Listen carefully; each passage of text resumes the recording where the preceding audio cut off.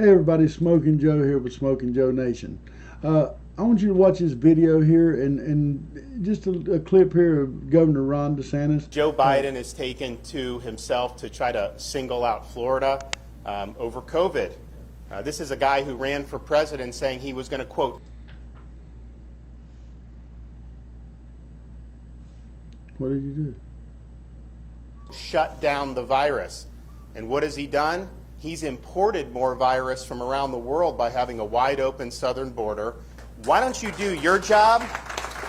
Why don't you get this border secure? And until you do that, I don't want to hear a blip about COVID from you. Thank you. All right, that was, it was pretty funny to me hearing the governor say that. But, then I seen a lot of people on social media that was really, Florida, a bunch of idiots. They're all still drinking the Trump Kool-Aid, the worst governor in the world, Ron DeSantis.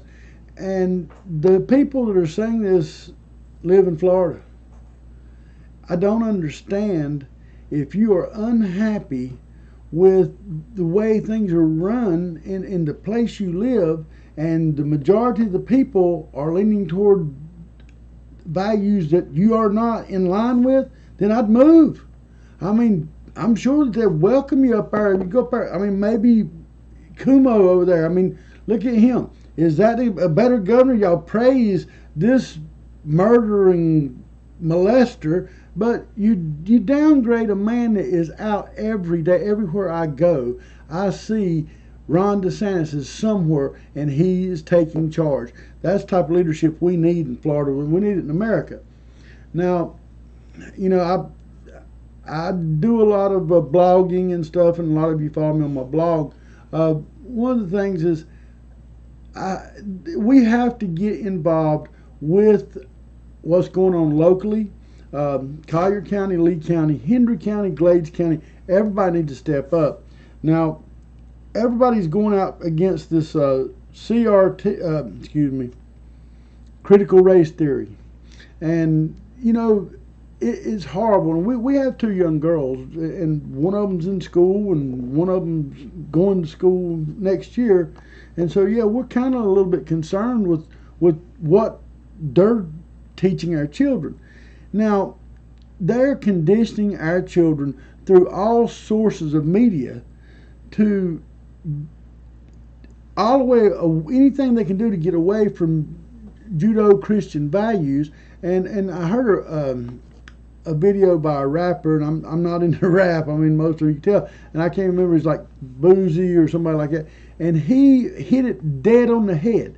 He said all the people in the entertainment world are conditioning your children that being straight is bad. Everybody must be gay. Gay is the way. You never seen a lot of that when I was growing up. I'm a lot older than some people that watch me, and a lot younger than some that watch me. But it's not fair for anybody to push that type of values on a developing mind without them figuring out on their own. I just can't. I had a lady here in LaBelle. She was talking to me, and she said, my granddaughter, she said, she's going through this phase where she's confused. And I understand that because, I've dealt with a lot of people that's going through this confusion thing. Because when I was growing up, don't get me wrong, we had people that had alternative lifestyles. And you knew that they were alternative, but they didn't beat you up with it. They didn't, for the most part, they lived their life and let everybody else live theirs. That's not what we got now.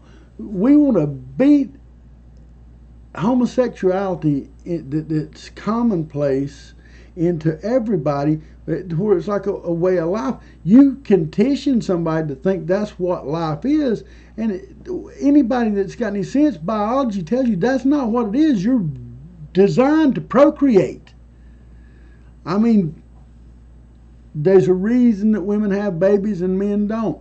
And if you artificially trying to make yourself into something that you're not, you're lying to yourself. You ain't fooling nobody else. We know what you are, and I'm okay with you being what you are, but why is it you don't want to be treated differently? This is the thing.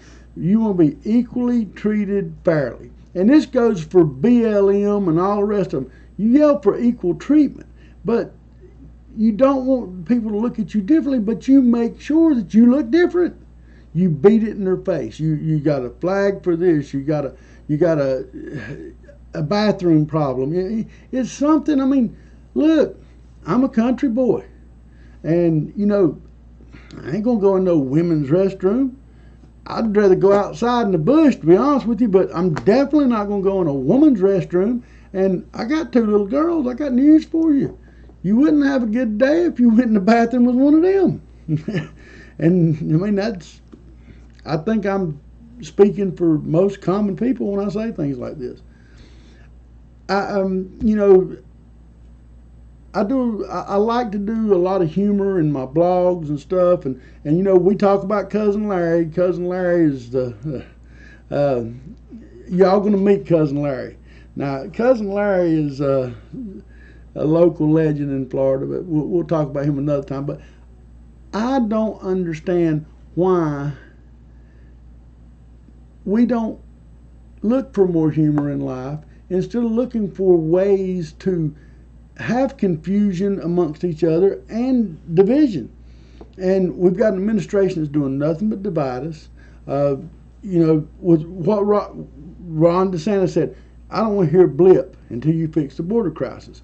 Well, now let me tell you what. There's a Mexican podcaster, and he was streaming from down to border in Guatemala, and what he said, look, what they're doing, they're collapsing the border in Guatemala. The people in Chiapas, Mexico, and I've got people that's worked for me. I know them. They're my friends. They're good people down in Chiapas, and you've got COVID coming over there rapidly, and my opinions on COVID and vaccine things, they're mine, and I deserve to be able to have the right to feel the way I do about them, as well as the people that wants to feel differently do. And so, I mean, I ain't going to beat nobody up for their beliefs in vaccination or non-vaccination. And but the thing is forcing anybody to do anything's wrong.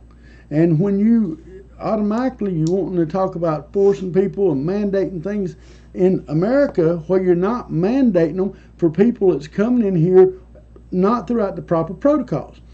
Now, I have a company where I do harvesting. Now, my company, I'm a H2A contractor, and I can bring people from different countries over here to work.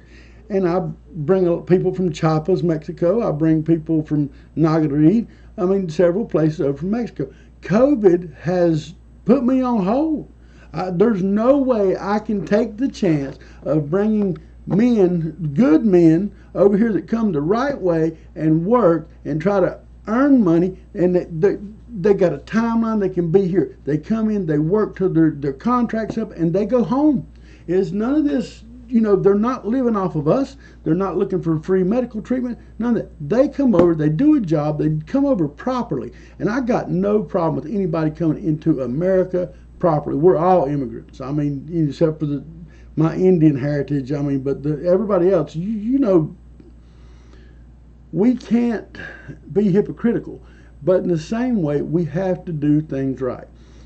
Now, down in Chiapas, and I don't know what it's called, but I was listening, and Pedro was telling about there's a disease coming over from Guatemala, and it's something that's done from an insect in Guatemala. It's not common in Mexico, and they already found cases in Chiapas. So now you got COVID, you got some new disease here coming over. These kind of things should scare the hell out of everybody. And this is the agenda of this new world order or whatever. They collapse your borders. If we've got no borders, we're done. I mean, and I've said it before, I love Florida. I live in Florida. And the rest of the ununited states of America, I wish y'all would come together, because y'all are so divided. And I mean, even in your own Florida, we're primarily a conservative communities, most of us. I mean, we do have, some more leftist communities around, or people that are leaning a little left. Most of them, and I hate to say this, are in the education field, and that's sad. And at the colleges, and I make no bones about my opinion on this Dr. Cindy Beignet, that I don't even know what people would think to put her up to run for any kind of office. But we got to stop. We got to watch these local people that are running for election. We got to vet them. We can't just go by what a friend likes or whoever. We got to look to the real issues here, because, I mean, at my age, this is the scariest time in the political world I've ever known. And I ain't talking about it's not just that, most of us went along most of our lives that politics affected us, but, it is what it is, come and go. It's not that this time. I mean, I'm scared for the future of my children. I mean, I'm scared for my wife. I'm scared for my friends. This is not a time where people should just rest on their laurels here. I mean, the people out here in the country, we don't have a lot of the same issues that you have in the cities. But however, we got to work in the cities. We got kids that go to school in the cities. We interact, and somebody says, "Oh man, why don't you move into Naples?" And this, I'm like, man, I work in Naples. I love Naples. I love the people in Naples. But in the same respect, I like getting out of the atmosphere of conflict. And when you're in an area where you could have a neighbor that don't agree with something you do, or what, there's a conflict. Well, when you're out, when you got 5 acres around you and ain't nobody, there's no conflict, and I kind of like that lifestyle. But I still have to look at the betterment for the whole. It's going to eventually come to rural America. It's going to come out here to our farms, and we're going to have to deal with it. And country people ain't like city people, and I don't think people really understand why when I say this. We're good-hearted. I mean, I don't know a soul out here that wouldn't give you the shirt off their back if you needed it. Also, we're respectful, and we don't take being respected. Something I've said all along, and it's helped me in my life dealing with people in business. I've always said is a man treats you the way you allow him to treat you. Get that? A man treats you the way you allow him to treat you. And if you allow a man to disrespect you and walk all over you and treat you like you're less than human, hey, that's the way you're going to do it, man. You've got to be, men, you need to be manly. You need to be masculine. You need to be able to protect your home, your family, your children, your work, your workers. But you've got to work in seeing who has got your interest to help you protect those people, and that's in your local government. Early voting, I've seen signs up already starting, so that's coming. And I don't believe in early voting. I think you go see what the people really have to offer, see what comes to light. I hope that in this early voting process, the shenanigans will be limited. But that's the game. That's the political game. You got to make your opponent look bad so that you look good, so that everybody says, well, I ain't gonna vote for him because he done, look at what they said about him. I don't care what they say about you. If you've got my best interest at your heart, I'll back you. I'll back you 100%. Do whatever you need. I'll be there. I'll hold signs. I'll wave flags. I'll do what it takes. And I'm about at least 45 minutes away from where any of you are going to do any of this. But I still show up. And I show up because I care. And I just want you folks to sit down and think about, not today. I tell employees that I've had, I'm like, don't worry about what you're going to do to make money today. Worry about what you're going to do to make money years from now. And you know, you got to do the same thing with politicians. Don't worry about, oh, well, Nikki Fried. Come on, she's her biggest platform is marijuana, okay? But that's, if you really want the marijuana, that's going to happen anyway with or without Nikki Fried. I tell you, I work in agriculture. I'm not fond of Nikki Fried. I've got my opinions, and it'll probably come out, but I'm not going to do it today. However, you've got to look at these candidates, and you've got to look for me. If you want my vote, you want me to back you, I'm looking for a man that's God and family and country oriented.